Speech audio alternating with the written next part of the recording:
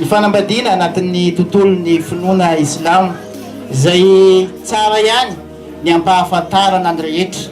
hoe fa inona moa zany fanambadiana zany anatin'ny finoana islamo. raha iroso amin'ny fanambadiana ny olona anatin'ny finoana islamo dia misy fepetra vitsivitsy takina amin'izany. voalohany indrindra dia ny hoe alkabol, zany hoe ny fifanekena eo amin'ny andaniny roa, zany hoe ilay lehilahy sy ilay vehivavy zay fanambady, hoe manaiky tanteraka izy ireo fa iroso amin'izany fanambadiana zany, na ilay lehilahy zay anambady na ilay vehivavy zay anambady. Zay manambara zany fa anatin'ny finoana islamo dia manana ny fahafahany tanteraka ny lehilahy ary manana ny fahafahany tanteraka koa ny vehivavy. Ny mpaminany sallallahu alaihi wasallam fotsiny dia nampianatra fa raha ohatra ilay vehivavy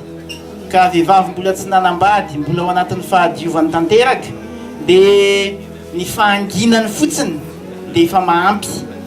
hilazana fa manaiky an'ilay fanambadiana izy. Zany hoe raha ohatra ka tsy faly izy dia afaka miteny, fa raha ohatra ka faly izy dia mety ho menatra, dia ny fahanginany tenenin'ny finoana islamo dia afaka hilazana fa vonina izy ny roso amin'izany fanambadiana zany. Zany dia fanambarana amin'ny tontolon'ny finoana islamo fa na ny vehivavy zay anatin'ny fahasarotan-kena hatramin'ny tanteraka azy dia mbola nomen'ny finoana islamo foana anjara toerana isafidy izay olona hitantana azy amin'ny fiainany. Ka ilaina anatin'ny finoana islamo ny fepetra voalohany, fepetra zay nitenentsika teo dia ny hoe alkabol, manaiky ny andaniny sy ny ankilany. Manaraka an'izay ihany koa isan'ny fepetra ny fanambadiana anatin'ny finoana islamo dia ny mahar, zany hoe vola atolotra ho andra vehivavy. Ny mpaminany sallallahu alaihi wasallam rehefa niresaka mahakasika an'izany vola zay atolotra ho andra vehivavy zany dia mazava ho azy ny teny izy fa ny mendrika indrindra aminareo dia izay mitaky mahar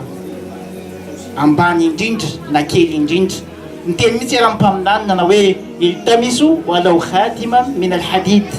meteza hanolotra eny fa na dia peratra vy aza ho mariky zany fanambadiana zany. Manampahaizana sasany indray dia miteny fa izany vola zay atolotra ho an'ny vehivavy zany dia karazana garant atolotra ho azy mba hitsinjova amin'ny fiainakoaviny raha sanatria ka misy ny tolaka. Tsy azo ferana ny mahar, ny fahabetsahany, ny fahakelezany dia samy tsy niferan'ny finoana islamo avokoa, fa nampirisika fotsiny ny finoana islamo ny amin'ny hoe izy tsy maintsy atolotra, sy nampirisika koa ny finoana islamo ny amin'ny hoe ny fahakelezany no mendrika kokoa, saingy ny fahabetsahany kosa dia tsy azo nizaniza ferana. Nitranga zany tamin'ny fotoanany Omar ibn Khattab, rehefa Omar ibn Khattab nahita fa nanomboka nampiakatra ny mahar na nivodondra atolotra azy ny vehivavy dia niferany zany, ka tao anatin'ny khotoba zay nataony mihitsy no nitsangana ny vehivavy anankiray ny tenina hoe enao ve handeha metra zavatra tsy niferany Allah, dia niteny Omar sady niondrika nanao hoe marina ny teninao vehivavy ary diso ny teniny Omar. Zany dia manambara amintsika ny fahalalahana tanteraka misy anatin'izany finoana islamo zany. Manaraka an'izay isan'ny fepetrany zany fanambadiana zany koa anatin'ny finoana islamo dia ny hoe waliyo, zany hoe ny tompon'andraikitra voalohany vehivavy. Raha velona ny papany ka silamo dia tsy maintsy manatrika an'izany fanambadiana zany io papany io. Ilaina ny hevitra n'io papany io. Ny antony dia satria manomboka eo ny papany dia hiala tanteraka amin'ny fiantohana n'iny vehivavy iny, ary ny vadiny no tompon'andraikitra voalohany tanteraka mahakasika n'iny vehivavy iny. Zany hoe misy famindram-pahefana ao, fanongotana fahefana amin'ilay papany ary ho atolotra ho an'ilay lehilahy zay hitantana azy amin'ny fiainany ho vadiny ny fahafahana iray manontolo. Noho izany antony zany dia ilaina ny maheo an'ilay papany raha ohatra ka silamo ilay papany. Raha ohatra ka tsy silamo ilay papany dia manendry solotena avy amin'ny musilamo isolotena n'izany papany zany, ary afaka misolotena ny papan'ilay vehivavy ihany koa ny rahalampapany raha ohatra ka silamo toy izany koa raha matiny ray le vehivavy dia afaka misolo toerana n'izany koa ny rahalampapany saingy ny anadahany mamany kosa sy ny avy amin'ny mamany dia tsy afaka misolo tena velively an'izany